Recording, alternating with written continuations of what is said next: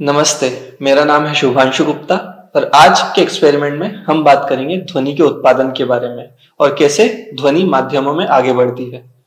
इसके लिए हमने अपने पास लिया है बीकर, एक रबर का गुटका और हमारे पास कुछ ट्यूनिंग फॉर्क्स हैं। इन सभी ट्यूनिंग फॉर्क या फिर स्वरित द्विभुजों की वाइब्रेशन की फ्रीक्वेंसी अलग अलग है, जो कि हमें यहाँ पर दिख सकती है। तो जैसे इस ट्यूनिंग फॉर्क पे लिखा है 288, इसका मतलब इसकी फ्रीक्वेंसी 288 है या फिर इसकी भुजाएं 288 हर्ट्ज की आवृत्ति से कंपन करती है।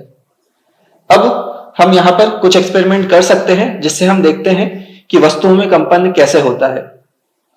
हम सबसे पहले इस ट्यूनिंग फॉर्क को एक रबड़ के गुटके से मारेंगे और उसके बाद पानी में उसका कंपन देखेंगे।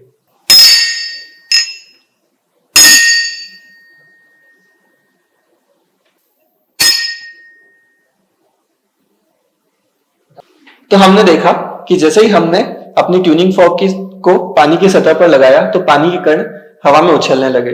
इससे हम ये जान सकते हैं कि स्वरित द्विभुज की ट्यूनिंग फॉर्क की भुजाओं में कुछ कंपन हो रहा था और हम ये कह सकते हैं कि जो भी वस्तु ध्वनि उत्पादन करती है वो वस्तु कंपन करती है। इसके साथ हम ये भी जानते हैं कि ध्वनि का संचरण माध्यम से होता है, तब माध्यम के कण भी कंपन करते हैं या फिर उनमें विक्षोभ होता है।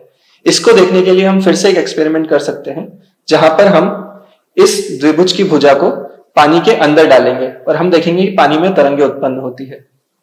हम ये भी जानते हैं कि ध्वनि का संचारण जब माध्यम से होता है तो माध्यम के कण भी कंपन करते हैं, उन माध्यम के कणों में विक्षोभ होता है। उसको देखने के लिए हम एक और एक्सपेरिमेंट कर सकते हैं। यहां पर हम सबसे पहले इस द्विभुज की भुजा को पानी के अंदर डालेंगे।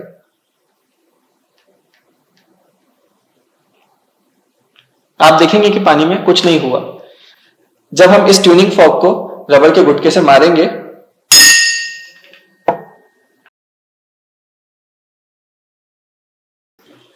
तो आपने देखा कि पानी में तरंगे उठ रही थी। ये ठीक उसी प्रकार था जैसे हम किसी नदी में पत्थर डालते हैं तो पत्थर के आसपास गोल गोल तरंगे बनती हैं। इसके सहारे हम ये जान सकते हैं कि माध्यम के कण, जो कि यहाँ पर पानी है, वहां पर तरंगों के सहारे ध्वनि एक जगह से दूसरी जगह तक प्रवाहित हो रही थी। तो आज के एक्सपेरिमेंट में हमने दो बातें जानी।